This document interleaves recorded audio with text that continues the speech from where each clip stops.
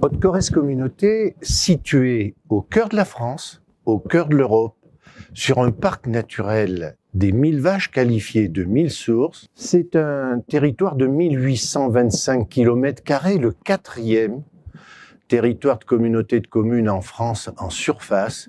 C'est un territoire qui détient 4600 km de cours d'eau, un véritable patrimoine environnemental exceptionnel. Le territoire de Haute-Corrèze Communauté est composé de 9 bassins versants qui se déclinent sur l'agence Adour-Garonne et Loire-Bretagne. Depuis 2003, les 6 communautés de communes qui composent aujourd'hui Haute-Corrèze Communauté avaient pris conscience d'une politique de l'eau extrêmement rigoureuse en prenant comme compétence la gestion des milieux aquatiques.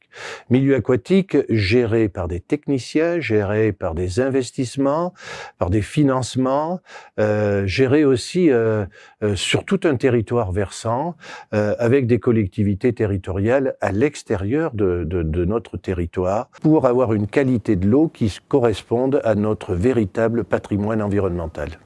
Sur le plan de l'organisation territoriale, Haute-Corrèze Communauté s'est dotée d'une équipe de 3 chargés de mission GEMAPI. Et pour la partie périphérique de notre territoire, on s'est organisé avec nos collectivités voisines pour mettre en place des conventions qui sont à la fois des conventions de partenariat, des conventions de mise à disposition ou des conventions de délégation de maîtrise d'ouvrage. Tout ça par souci d'optimisation des moyens humains et puis également pour une cohérence de bassins versants qui nous permettent d'être plus pertinents et plus efficaces sur les sites.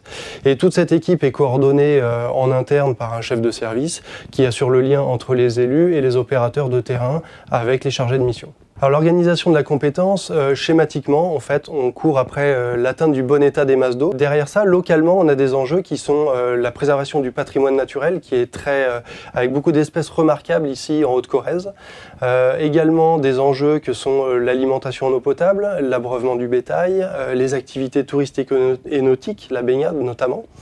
Et puis derrière ça, on met en place différents axes de travail. À la fois les aspects morphologiques, c'est-à-dire l'état du lit et des berges, les caractéristiques physico-chimiques, donc c'est un petit peu au sens de la qualité de l'eau, des pollutions, l'aspect continuité écologique, c'est-à-dire la libre circulation de la faune et de la flore, les aspects quantitatifs, c'est-à-dire le stock est disponible et utilisable, et puis ensuite on met en place différents types d'actions, donc des travaux avec les agriculteurs, les forestiers, les gestionnaires d'étangs, voiries, les collectivités, des études, également des partenariats forts avec la recherche.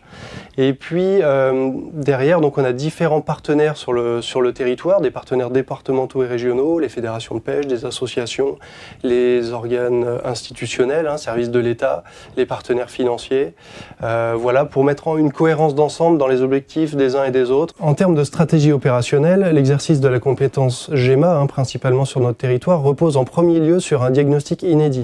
800 km de cours d'eau ont été parcourus parcelle par parcelle. Ça nous a permis de ressortir un diagnostic qui fait valoir le fait que les aspects morphologiques sont un axe de travail fort et prépondérant même sur le territoire. Et également dans l'analyse bibliographique, on a observé que une baisse des débits de 20% a été observée depuis les années 70.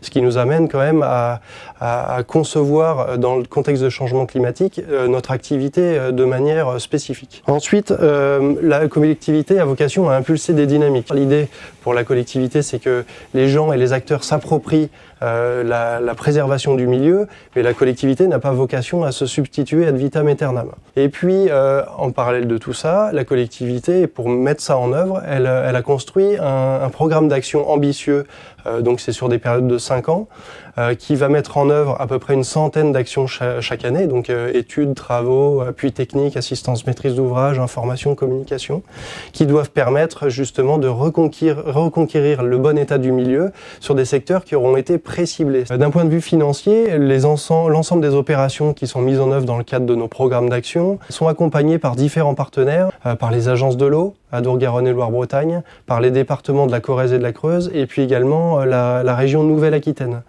La collectivité a fait le choix de ne pas mettre en place la taxe GEMAPI jusqu'à présent. Donc elle assure aussi une partie de l'autofinancement, bien entendu, des opérations qui sont mises en œuvre.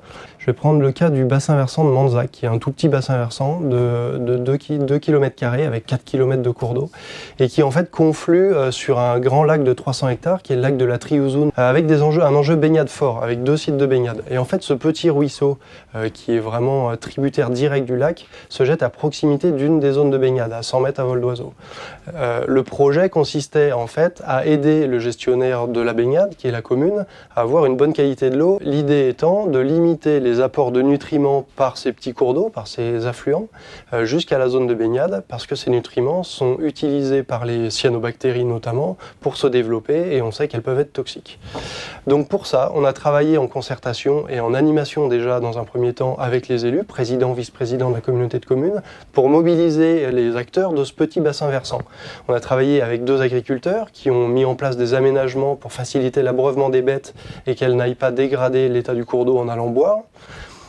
Sur 2 agriculteurs, et quasiment 80% du linéaire a été aménagé, du linéaire agricole.